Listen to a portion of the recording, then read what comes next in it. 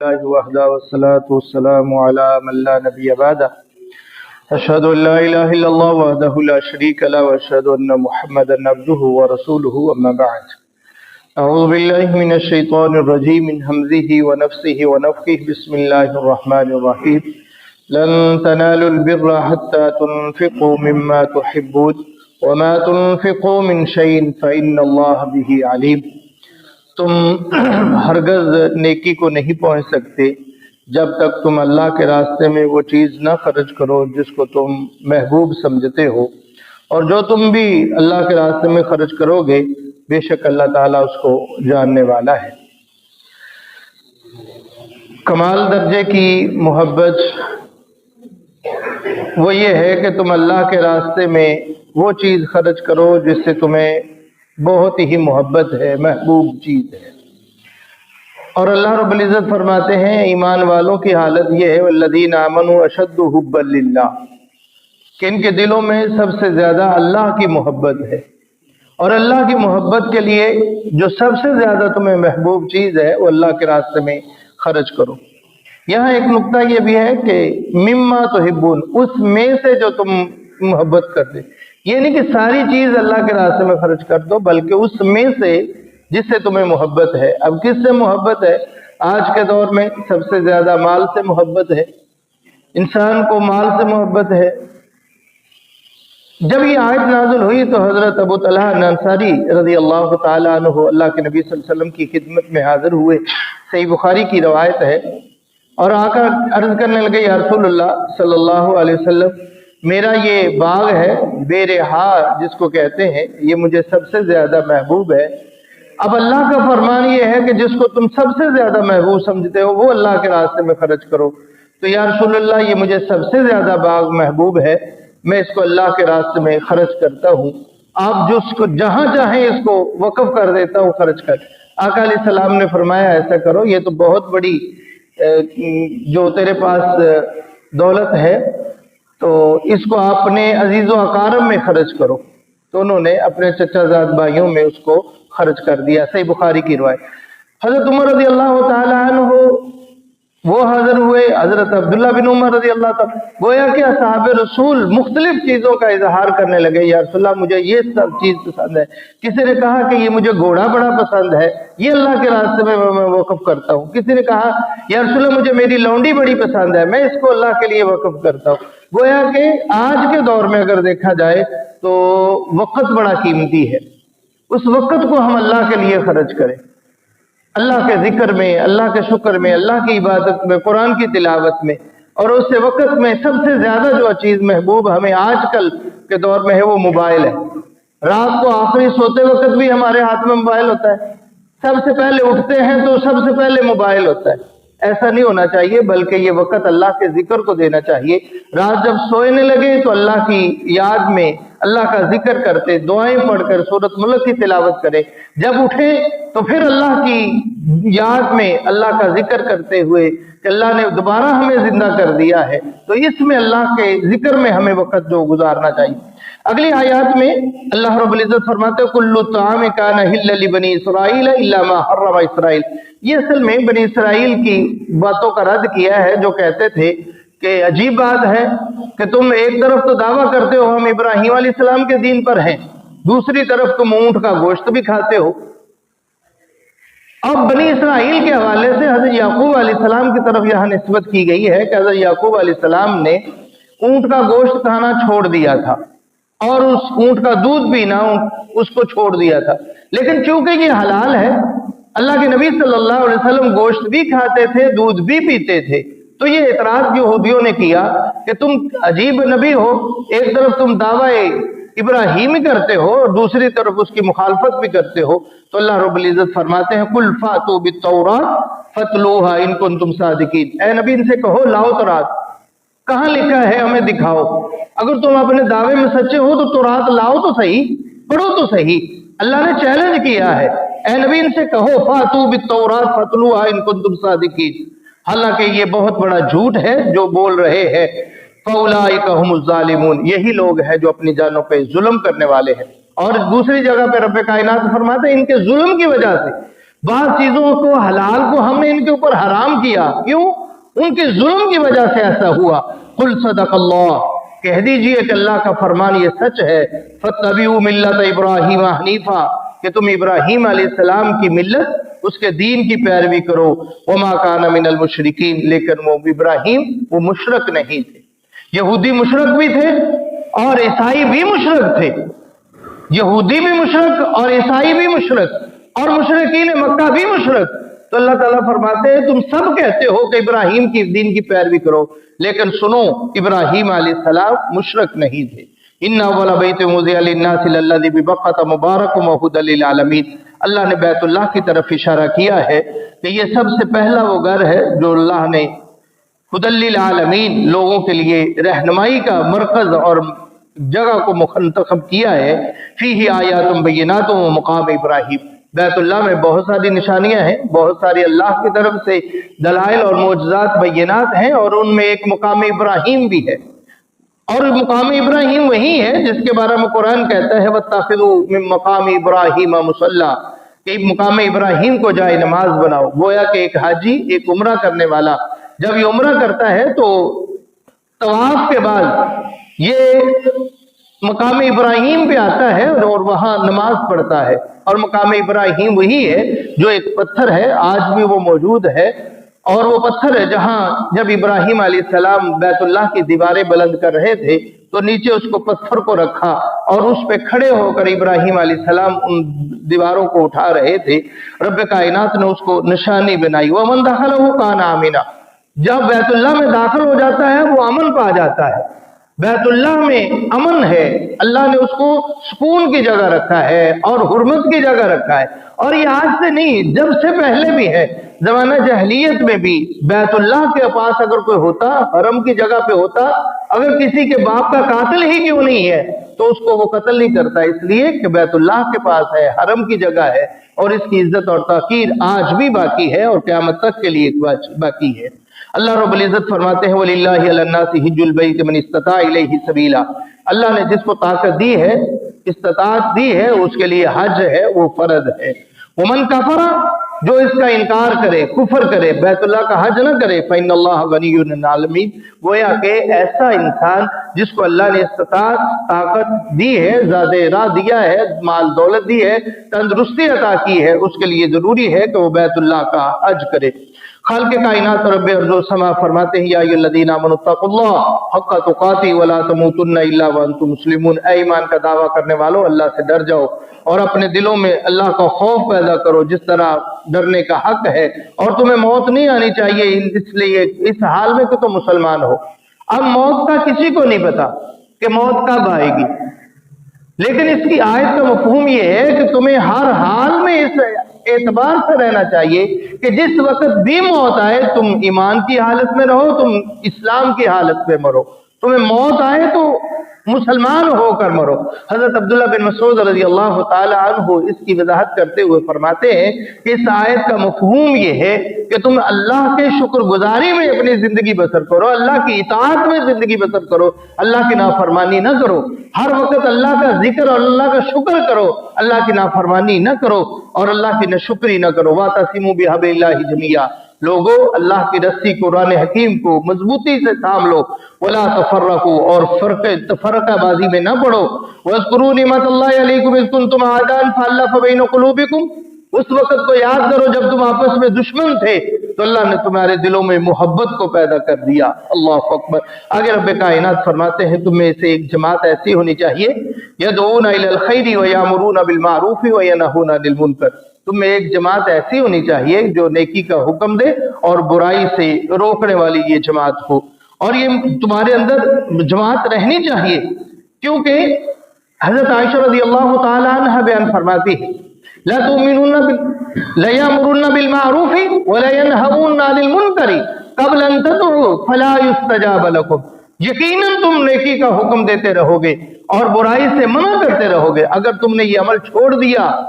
قریب ہے کہ تمہارے اوپر اللہ کا عذاب آ جائے، اور پھر تم اللہ سے دعائیں کرو، اللہ تمہاری دعاؤں کو قبول ہی نہ کرے، اس لیے کہ تم نے یہ امر بالمعروف و نہی عن المنکر کو چھوڑ دیا ہے۔ اور یہی اعزاز امت محمدیہ کی عظمت اور فضیلت کا ہے۔ کنتم خیر امت اخرجت للناس تأمرون بالمعروف وتنہون عن المنکر،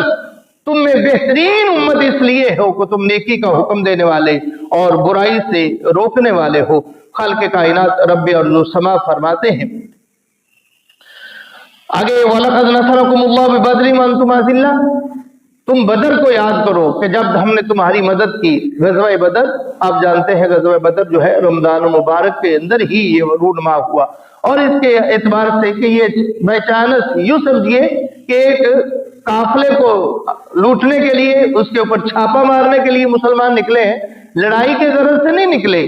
جنگ قتال کی غرض سے نہیں نکلے۔ اسی لیے تو ان کے پاس نہ کوئی سواری تھی، نہ کوئی تلوار تھی، 2 گھوڑے تھے، 7-8 اونٹ تھے یا 60 تقریباً اونٹ تھے، اور کچھ بھی نہیں تھا، نہ ہتھے جس کی تعداد تقریباً 313 تھی۔ لیکن جب بدر کے مقام کے قریب پہنچے، پتہ چلا کہ کافروں کا ایک بہت بڑا لشکر آ رہا ہے، اب اس کا آمنا سامنا ہونے والا ہے۔ اللہ اکبر! آپ اندازہ لگائیں، کہاں 1000 کی تعداد اور کہاں 313 آدمی، اور ان کے پاس اسلحہ ہے اور ان کے پاس کچھ بھی نہیں ہے۔ تلوار ہے تو زرہ نہیں ہے، زرہ ہے تو تلوار نہیں ہے، تیر ہے تو کمان نہیں ہے، کچھ بھی نہیں ہے، نہ ہتھے ہیں، لیکن اللہ کی رحمت سے امیدوار ہے۔ اللہ کے نبی صلی اللہ علیہ وسلم دعا کے لیے خیمے میں چلے جاتے ہیں اور اللہ سے گڑ گڑا کر دعائیں کرتے ہیں کہ اللہ آج مٹھی بھر مسلمان لے کے آیا ہوں، اگر یہ ختم ہو گئے تو تیرا نام لینے والا کوئی باقی نہیں بچے گا، اللہ تو ہی مدد کرنے والا ہے۔ رب کائنات فرماتے ہیں وَلَقَدْ نَصَرَكُمُ اللَّهُ بِبَدْرٍ وَأَنْتُمْ أَذِلَّةٌ، اس وقت کو یاد کرو جب ہم نے تمہاری مدد کی اور تم اس وقت بڑے ہی کمزور تھے۔ فَاتَّقُوا اللَّهَ، اللہ سے ڈرو، لَعَلَّكُمْ تَشْكُرُونَ، تاکہ تم شکر گزار بندے بن جاؤ۔ اور وَإِذْ تَقُولُ لِلْمُؤْمِنِينَ أَلَن يَكْفِيَكُمْ أَن يُمِدَّكُمْ رَبُّكُمْ بِثَلَاثَةِ آلَافٍ مِّنَ الْمَلَائِكَةِ مُنزَلِينَ، جب ہم مومنوں سے کہا تھا کہ اگر تم ثابت قدم رہو گے تو ہم تمہاری مدد کریں گے، بِثَلَاثَةِ آلَافٍ، 3000 فرشتوں سے ہم مدد کریں گے۔ یہاں قرآن کا ایک نکتہ ہے، 3 جگہ پہ یہ تعداد ہوئی ہے، اور اس سے مراد اگلی آیت میں ہی اللہ رب العزت فرماتے ہیں وَإِن تَصْبِرُوا وَتَتَّقُوا يَأْتُوكُم مِّن فَوْرِهِمْ هَٰذَا يُمْدِدْكُم بِرَبِّكُم بِخَمْسَةِ آلَافٍ، 5000 فرشتوں سے مدد کریں گے۔ تو یہاں 3 مقامات ہیں، ایک میں کہا کہ 1000 سے مدد کریں گے، پھر کہا کہ اگر تم ثابت قدم رہو گے 3000 سے مدد کریں گے، اگر ضرورت پڑی تو ہم تمہاری 5000 فرشتوں سے مدد کریں گے۔ تو اللہ رب العزت نے اس اعتبار سے مفسرین نے اس بات پہ بحث کی ہے کہ اللہ نے 1000 فرشتہ نازل کر دیا اور وہ مسلمانوں کی مدد اور نصرت کے لیے آئے۔ آپ جانتے ہیں کہ اللہ تعالیٰ نے بہت بڑی فتح دی، جس کو فتح مبین کہا جاتا ہے، حق کو باطل کرنے کا مارکہ کہا جاتا ہے۔ وہ اللہ رب العزت نے بدر کے مقام پہ مسلمانوں کی مدد فرمائی۔ خالق کائنات رب ارض و سما فرماتے ہیں یا ایھا الذین آمنوا لا تاکلوا الربا اضعافا مضاعفا، لوگو سود کو چھوڑ دو، سود سے بچ جاؤ اور بڑھوتی اس کو نہ کھاؤ، واتقوا اللہ، اللہ سے ڈرو، لعلکم تفلحون، شاید تم فلاح پا جاؤ، واتقوا النار التی اعدت للکافرین، اللہ آگ سے ڈر جاؤ جو کافروں کے لیے تیار کی گئی ہے۔ آگے رب کائنات نے رسول اللہ صلی اللہ علیہ وسلم کا تذکرہ کیا ہے، وما محمد الا رسول، صلی اللہ علیہ وسلم، محمد صلی اللہ علیہ وسلم اللہ کے رسول ہے، قد خلت من قبلہ الرسل، یقیناً اس سے پہلے بھی رسول گزر چکے ہیں، افإن مات او قتل انقلبتم علی اعقابکم، اگر یہ نبی موت آ جائے یا ان کو قتل کر دیا جائے تو کیا تم اپنی ایڈیوں کے بل پھر جاؤ گے؟ یہ اصل میں اس وقت کا واقعہ ہے جب غزوہ احد ہوا اور کسی نے افواہ پھیلا دی کہ اللہ کے نبی محمد رسول اللہ صلی اللہ علیہ وسلم قتل کر دیے گئے ہیں، نعوذ باللہ شہید کر دیے گئے۔ لوگوں نے ہمت ہار دی، کہا کہ جب ہمارا نبی ہی نہیں رہا تو ہم قتال کیا کریں گے، ہمیں لڑنے کی کیا ضرورت ہے؟ انہوں نے تلواریں پھینک دی کہ ابھی ہم کوئی لڑنے کا فائدہ نہیں ہے، جب ہماری عظیم ہستی محمد رسول اللہ جس کے نام پہ، جس کے اشارے پہ ہم قتل ہونا پسند کرتے ہیں، جب وہی نہیں رہا تو ہمیں لڑنے کا کیا فائدہ ہے؟ تو ایک آواز دینے والے نے آواز دی کہ لوگوں تمہیں بشارت ہو کہ ہمارا نبی زندہ ہے، محمد الرسول اللہ सल्लल्लाहु अलैहि वसल्लम जिंदा है। अगरचे अल्लाह के नबी सल्लल्लाहु अलैहि वसल्लम के दंदान मुबारक शहीद कर दिए गए, आका अलैहिस्सलाम से खून बह रहा था, इसमें कोई शक नहीं, लेकिन अल्लाह रब्बुल इज्जत फरमाते हैं वमा मुहम्मदुन इल्ला रसूल, ये मोहम्मद है, रसूल है सल्लल्लाहु अलैहि वसल्लम, इनको भी मौत आ सकती है, पहले भी नबी आए और उनको भी मौत है। ये वही आयत है जब अल्लाह के नबी सल्लल्लाहु अलैहि वसल्लम इस दुनिया से रुखसत हो गए तो हजरत उमर रजी अल्लाह ताला तलवार लेकर खड़े हो गए और उन्होंने कहा कि अगर किसी ने कह दिया ना कि मोहम्मद फौत हो गए हैं तो मैं उसकी गर्दन तन से जुदा कर दूंगा, उसको कत्ल कर दूंगा। कौन कहता है कि अल्लाह के नबी सल्लल्लाहु अलैहि वसल्लम फौत हुए हैं? ये गम की हालत में, गम की शिद्दत की वजह से हजरत अबू बकर सिद्दीक रज़ी अल्लाह ताला अन्हु तशरीफ लाए, आका अलैहिस्सलाम के हुजरे में दाखिल होते हैं। आयशा रज़ी अल्लाह ताला अन्हा का हुजरा है। आका अलैहिस्सलाम के चेहरे अनवर से पर्दे को चादर को हटाते हैं और फिर पेशानी का बोसा लेते हैं और अल्लाह के नबी सल्लल्लाहु अलैहि वसल्लम के लिए फरमाते हैं कि नबी सल्लल्लाहु अलैहि वसल्लम, अल्लाह ने मौत लिखी थी वो आ चुकी है, अब दोबारा आपके लिए मौत नहीं है। ये लफ्ज कहे और मस्जिद नबवी में तशरीफ लाए, मिंबर पर चढ़े, मिंबर पर खड़े होकर यही आयत की तिलावत फरमाई, वमा मुहम्मदुन इल्ला रसूल कद खलत मिन क़ब्लिहि रसूल अफ़ा इन माता व क़ुतिला इनक़लबतुम अला आक़ाबिकुम। और फिर कहा, लोगो तुम्हारा अल्लाह जिंदा है, तुम जो अल्लाह की इबादत करते हो तो वो तुम्हारा अल्लाह हय्युन करीम है, जिंदा है, और मोहम्मद रसूलुल्लाह सल्लल्लाहु अलैहि वसल्लम अल्लाह के बंदे थे, अल्लाह ने अपने पास उनको बुला लिया है। अल्लाह अकबर। फिर इस आयत की तिलावत फरमाई तो हजरत उमर जो तलवार लेकर खड़े हुए थे वो बैठ गए और कहते हैं मुझे ऐसे लगा कि अभी ये कुरान की आयत नाज़िल हुई है। अल्लाह अकबर। खालिक़ कायनात रब्बी अर्ज़ व समा फरमाते हैं, या अय्युहल्लज़ीना आमनू इन तुतीउल्लज़ीना कफ़रू युरद्दूकुम अला अक़ाबिकुम फतनक़लिबू ख़ासिरीन। ऐ ईमान वालों, अगर तुम इन काफरों के पैरवी करोगे, यहूद और नसारा के दीन के चलोगे, तुम्हें तो ये दीन से हटा देंगे। वलक़द सदक़कुमुल्लाहु वअदा, अल्लाह ने अपना वादा जो है वो सच कर दिखाया है। जो अल्लाह ने वादा किया तुम्हारी मदद और तुम्हारी नुसरत के लिए, वो अल्लाह ने पूरा कर दिखाया। अल्लाह रब्बुल इज्जत फरमाते हैं, लक़द मन्नल्लाह, अल्लाह ने मोमिनों पर एहसान किया है। और एहसान क्या किया है? इज़ बाअस फ़ीहिम रसूला, इन्हीं में से एक रसूल भेजा है, मिन अनफुसिहिम, इन्हीं में से एक रसूल है और उसकी सिफात ये है, यतलु अलैहिम आयातिही, अल्लाह की आयात की तिलावत करने वाले हैं, व युज़क्कीहिम, और तुम्हारा तज़किया करने वाले हैं, व युअल्लिमुहुमुल किताब वल हिकमा, हिकमत और किताब की तालीम देने वाले हैं, व इन कानू मिन क़ब्लु लफ़ी ज़लालिम मुबीन, अगरचे तुम इससे पहले बड़ी वाज़ेह गुमराही में थे। गोया कि ये अल्लाह के नबी सल्लल्लाहु अलैहि वसल्लम का बेशक आना ये मोमिनों के लिए बहुत बड़ा अल्लाह का एहसान है, बहुत बड़ी नेमत है, जिसका तज़किरा यहाँ अल्लाह रब्बुल इज़्ज़त ने किया है। सूरत आले इमरान का इख्तिताम होता है और सूरत निसा है। सूरत निसा ये वो अजीम सूरत है जो मदनी सूरत है। अल्लाह रब्बुल इज़्ज़त फरमाते हैं, ऐ लोगो अपने रब से डर जाइए जिसने तुम्हें पैदा किया है एक जान से। एक जान से मुराद हजरत आदम अलैहिस्सलाम है। तुम सारी आदम अलैहिस्सलाम की औलाद हो। वह खलक़ मिन्हा ज़ौजहा, आदम अलैहिस्सलाम से ही अल्लाह ताला ने उसकी ज़ौज यानी अम्मा हवा को पैदा किया। आप जानते हैं कि हजरत आदम अलैहिस्सलाम जन्नत में थे तो अकेले थे, तन्हा थे, तो अल्लाह रब्बुल इज़्ज़त ने आदम अलैहिस्सलाम की पसली से ही हजरत अम्मा हवा को पैदा किया। रब्बे कायनात फरमाते हैं, मिन नफ्सिन वाहिदा, अल्लाह ने एक जान, और एक जान से मुराद हजरत आदम अलैहिस्सलाम है। आगे रब्बे कायनात ने बहुत सारे मसाइल को तज़किरा किया है, यतीमों के मसाइल को तज़किरा किया है और इंसान के लिए शादी के मसाइल को तज़किरा किया है कि अगर तुम चाहो तो 2, 3, 4 निकाह कर सकते हो, लेकिन शर्त यह है कि अगर तुम्हें खौफ हो, तुम अदल और इंसाफ नहीं कर सकोगे तो फिर एक ही निकाह तुम्हारे लिए बेहतर है। तुम्हें ये डर हो कि 2 करके तुम शादी निकाह करके तो फिर इंसाफ नहीं कर सकोगे, इसलिए अल्लाह के नबी सल्लल्लाहु अलैहि वसल्लम ने फरमाया जिसकी 2 बीवियां हैं और अदल वो इंसाफ नहीं करता तो कल क़यामत के दिन आएगा और इसका एक तरफ का हिस्सा वो मारा हुआ फालज ज़दा होगा, इसलिए कि इसने 2 निकाह तो किए हैं लेकिन आपस में उनको इंसाफ मुहैया नहीं किया। आगे रब्बुल कायनात ने यूसिकुमुल्लाह, बड़ा अहम रुकू है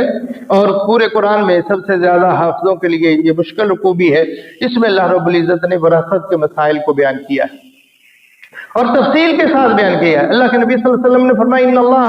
क़द आता कुल्ल ज़ी हक़्क़िन हक़्क़हु, अल्लाह रब्बुल इज़्ज़त ने हर हक वाले को हक दे दिया है। ये आज का मुसलमान या आज का नाम निहाद कहे कि ये फलां